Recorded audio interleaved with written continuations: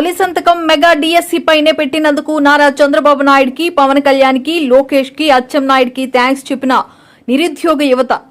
నోటి దగ్గర అన్నం తినకుండా అన్నా క్యాంటీన్ను మూయించిన జగన్ను ఓడించామని హేమంత్ అన్నారు. గత 2019కి ముందు వైఎస్ జగన్మోహన్ రెడ్డి పాదయాత్రలో ప్రతి ఏటా మెగా డిఎస్సి జాబ్ క్యాలెండర్ ఇస్తానని చివరికి మొండి చేయి చూపించారు. 7,000 పైచిలకు డిఎస్సి ఉద్యోగాలు ప్రకటించిన నారా చంద్రబాబు నాయుడు గారిని 23,000 ఖాళీలు ఉన్నాయని హేళన జగన్ చేశారు. కానీ వైసీపీ ప్రభుత్వం 6,100 ఉద్యోగాలకు డిఎస్సి నోటిఫికేషన్ 5 సంవత్సరాల చివరిలో ఇస్తే మాకు ఈ నోటిఫికేషన్ వద్దని నిరాకరిస్తూ ఏపీ నిరుద్యోగ జేఏసీ రాష్ట్ర అధ్యక్షుడు సమయం హేమంత్ కుమార్ దానిని ఎన్నికల కమిషన్తో చెప్పి వాయిదా వేయించారు. గత 5 సంవత్సరాల నుండి కూడా యువత ఎవరికి కూడా నిద్ర లేదు. కనీసం అన్నా క్యాంటీన్ లేకపోవడం వల్ల ఆకలేస్తున్నప్పుడు కూడా ఎవరికి కూడా ఆకలి బాధ తీర్చేటటువంటి యొక్క ప్రభుత్వం. స్వస్తి చెప్పాం జగన్మోహన్ రెడ్డి గారికి. యువత అందరూ కూడా సంఘటితమయ్యాం. రాష్ట్ర వ్యాప్తంగా 40 లక్షల మంది నిరుద్యోగ యువత వారి తల్లిదండ్రులతో కలిపి 1,20,00,000 మంది మేమందరం కూడా పవన్ కళ్యాణ్ గారు, చంద్రబాబు నాయుడు గారు, అచ్చెన్నాయుడు గారు, నారా లోకేష్ గారు వీళ్ళు ఇచ్చినటువంటి పిలుపు మేరకు మెగా డిఎస్సి తొలి సంతకాన్ని స్వాగతిస్తూ ఈ యొక్క కూటమికి ఓటేసి గద్దెనెక్కించాం. ఈరోజు మరి చంద్రబాబు నాయుడు గారు మెగా డిఎస్సి పై తొలి సంతకం పెట్టడం మాకు చాలా ఆనందంగా ఉంది. దీంతో పాటు ఎంతో సుదీర్ఘ కాలం వేస్ట్ అయింది కాబట్టి మాకు ఉద్యోగ వయోపరిమితి కూడా 47 సంవత్సరాలకి పెంచాలని చెప్పి చంద్రబాబు నాయుడు గారిని, పవన్ కళ్యాణ్ గారిని కోరుకుంటున్నాం. డిఎస్సి అన్ని జిల్లాల వారికి ఒకటే రోజు పరీక్ష నిర్వహించాలని కోరుతున్నాం.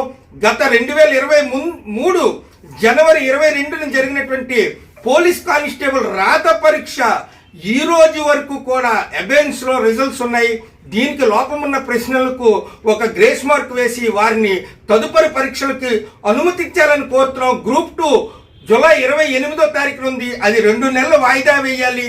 ఎన్నికల్లో మేమందరం కూడా ప్రజాస్వామ్యాన్ని కాపాడేందుకు పాల్గొన్నాం కనుక మాకు టైం సరిపోదు కనుక 2 నెలలు ముఖ్యమంత్రి గారు గ్రూప్ 2ను వాయిదా వేయాలి. గ్రూప్ 1 డిప్యూటీ డిఓ ఉద్యోగాలకి 1:100గా ఎంపిక విధానం గ్రూప్ 2 మాదిరిగా చేయాలని చెప్పి వేడుకుంటున్నాం.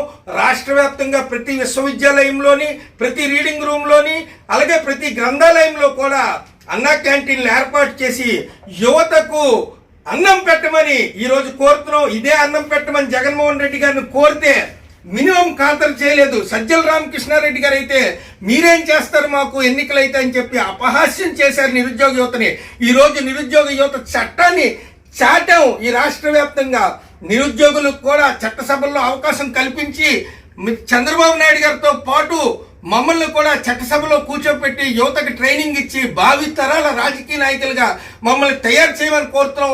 ఈ యొక్క కూటమితో పాటు పవన్ కళ్యాణ్ గారితో పాటు చంద్రబాబు నాయుడు గారితో పాటు యువతందరూ కూడా సంసిద్ధంగా మీ యొక్క అసెంబ్లీలోని చట్టసభల్లో కూర్చోడానికి మేము సంసిద్ధంగా ఉన్నామని చెప్పి తెలియజేస్తున్నాం. Group 1, group 2, group 3, group 4, SI, DSC, constable, గ్రంథాలయ శాఖ ఉద్యోగాలతో పాటు ఫైర్ ఉద్యోగాలు, విశ్వవిద్యాలయాల్లో ఉన్నటువంటి బోధనేతర సిబ్బంది నియామకాలు కూడా అతి త్వరలోనే చేసి ఉద్యోగ వయోపరిమితి ఏపీపీఎస్సీ, ఏపీడిఎస్సికి 47 సంవత్సరాలకు జనరల్ అభ్యర్థులకు పెంచి మా అందరికీ కూడా బాసటగా ఈ యొక్క కూటమి ప్రభుత్వం నిలుస్తుందని చెప్పి ఆనందంతో మేమందరం ఈరోజు ఈ సంబరాలు జరుపుకుంటున్నాం.